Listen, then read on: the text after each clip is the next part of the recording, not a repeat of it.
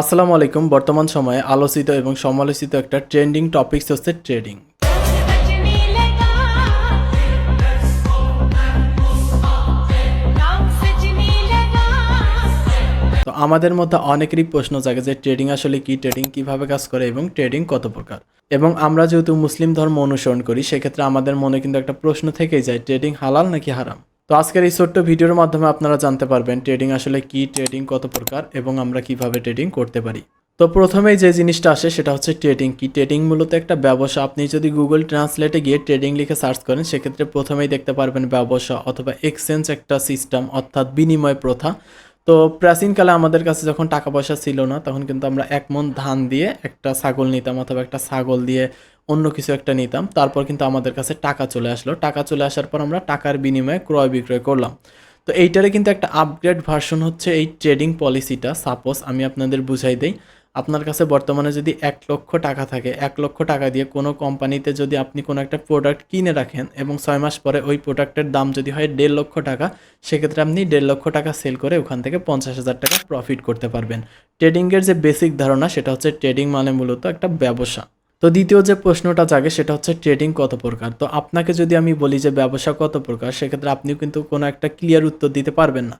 তবে ট্রেডিংয়ের যে মাধ্যমগুলো আছে, মাধ্যমের উপর ভিত্তি করে ট্রেডিংকে মূলত 3 ভাগে ভাগ করা যায়। তো প্রথম হচ্ছে ক্রিপ্টোকারেন্সি ট্রেডিং, দ্বিতীয় হচ্ছে ফরেক্স ট্রেডিং, তৃতীয় হচ্ছে বাইনারি ট্রেডিং। তো প্রথম হচ্ছে ক্রিপ্টোকারেন্সি ট্রেডিং। তো ক্রিপ্টোকারেন্সি ট্রেডিং সম্পর্কে জানার আগে আমাদের জানতে হবে যে ক্রিপ্টোকারেন্সিটা আসলে কি। তো এই মুহূর্তে আমার হাতে দেখতে পাচ্ছেন একটা 5 টাকার কয়েন আছে। তো এই কয়েনটা কিন্তু আমাদের বাংলাদেশের একটা ন্যাশনাল কারেন্সি বলতে পারেন।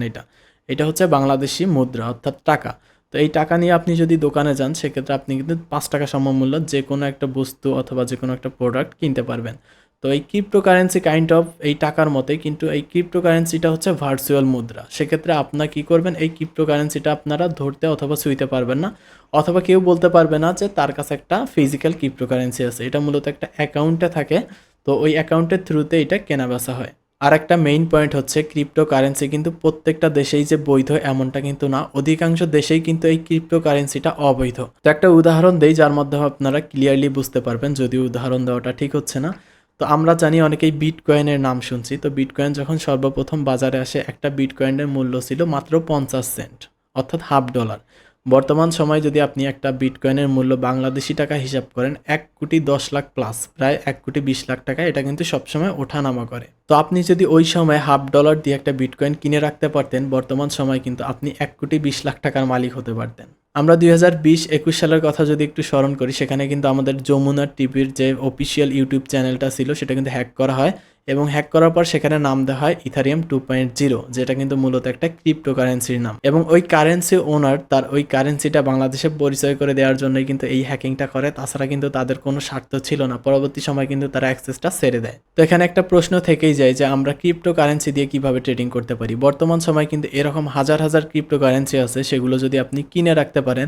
সাপোজ আপনি এখন একটা কারেন্সি কিনলেন $10, আজ থেকে 2 বছর পর ওই কারেন্সির দাম যে $10 থেকে $200 অথবা $2,000 হবে না, সেটা কিন্তু আমরা কেউ জানি না। কারণ আমাদের অর্থনীতিটা কিন্তু প্রতিনিয়ত চেঞ্জ হচ্ছে এবং আমাদের মাঝে অনেকেই আছে যারা এই ক্রিপ্টো কারেন্সিগুলো কিনে রাখে, পরবর্তী সময় যখন দাম বৃদ্ধি পায় তখন এইগুলো সেল করে দেয়। আবার এইগুলো যেমন দাম বৃদ্ধি পাওয়ার একটা সম্ভাবনা থাকে, একইভাবে কিন্তু এই ক্রিপ্টো কারেন্সির দামটা কমেও আসতে পারে। বর্তমান সময়ে যদি একটা প্রোডাক্টের মূল্য 1 লক্ষ টাকা হয়, অতীতে সেই প্রোডাক্টটার মূল্য কিন্তু 1 লক্ষ থেকে 50,000 টাকাও নেমে আসা সম্ভব। তো দ্বিতীয় যে ট্রেডিং মেথডটা আছে সেটা হচ্ছে ফরেক্স ট্রেডিং। ফরেক্স ট্রেডিং এবং ক্রিপ্টোকারেন্সি ট্রেডিংয়ের মাঝে আপনারা কিছুটা মিল দেখতে পারবেন। ফরেক্স ট্রেডিং মূলত অন্যান্য দেশের যে টাকা পয়সাগুলো আছে ইন্টারন্যাশনালি লিগালি সেইগুলো কেনাবেচা করা। এখন সাপোজ আমি যদি আপনাকে উদাহরণ দেই, বাংলাদেশ থেকে আপনি যদি এখন ডলার কিনে রাখেন, বর্তমান কিন্তু $1 মূল্য 128 টাকা 29 টাকা।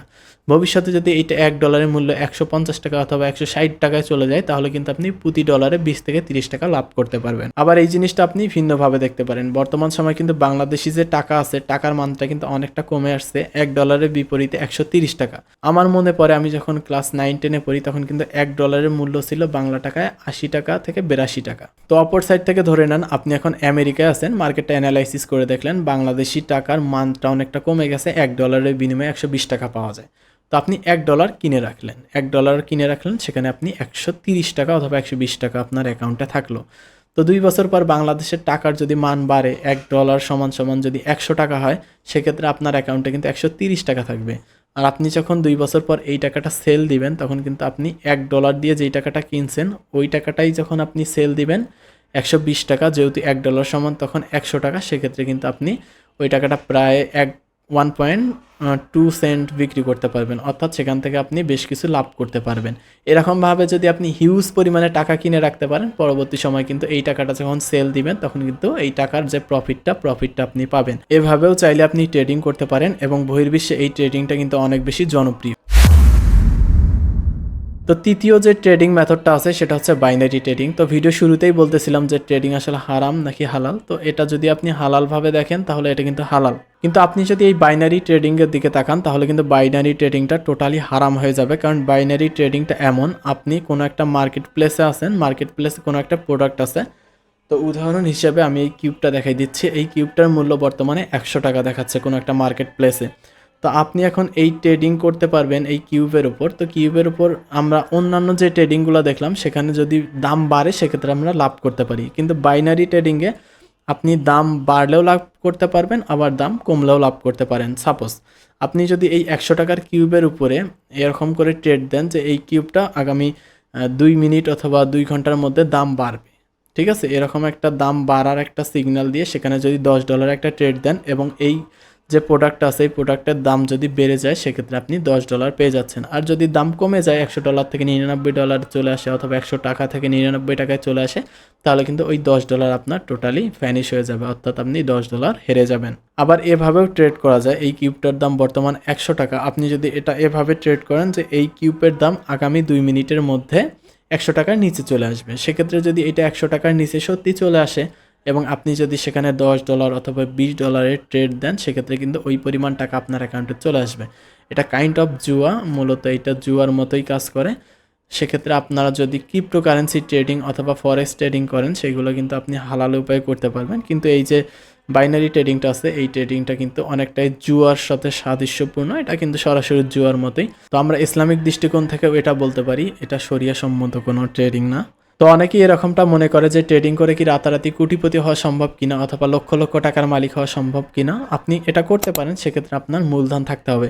অর্থাৎ আপনি যদি আপনার ব্যবসায় 1 লক্ষ টাকা ইনভেস্ট করেন, সেখানে আপনি প্রতি মাসে যদি বুদ্ধি করে ট্রেড করতে পারেন সেখান থেকে 20,000 টাকা বা 10,000 টাকা আপনি আর্ন করতে পারবেন। আবার সেমভাবে আপনি 20,000 অথবা 10,000 টাকা লস করতেও পারেন, কিন্তু আপনার কিন্তু মূলধন যে 1 লক্ষ টাকা আছে সেটা থাকতে হবে। আপনার কাছে যদি মূলধন না থাকে, অর্থাৎ আপনার কাছে যদি টাকা না থাকে, আপনি কিন্তু এই ট্রেডিংটা করতেই পারবেন না।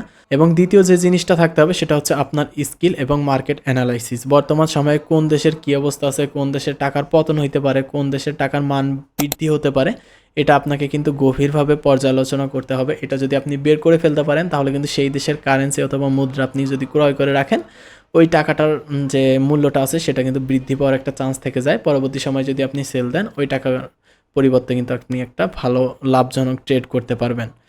তো আশা করি ট্রেডিং সম্পর্কে বুঝতে পারছেন। আজকের ভিডিওর মাধ্যমে আমি আমার ব্যক্তিগত যতটুকু জ্ঞান অর্জন করতে পারছি সেটা আপনাদের মাঝে তুলে ধরার চেষ্টা করলাম। তো ট্রেডিং সম্পর্কে আপনার যদি আমার থেকে ভালো কোনো নলেজ অথবা আইডিয়া থাকে ভিডিওতে কমেন্ট করে দিবেন এবং ভিডিওটা অবশ্যই শেয়ার করে আপনার বন্ধু বান্ধবদের দেখার সুযোগ করে দিবেন।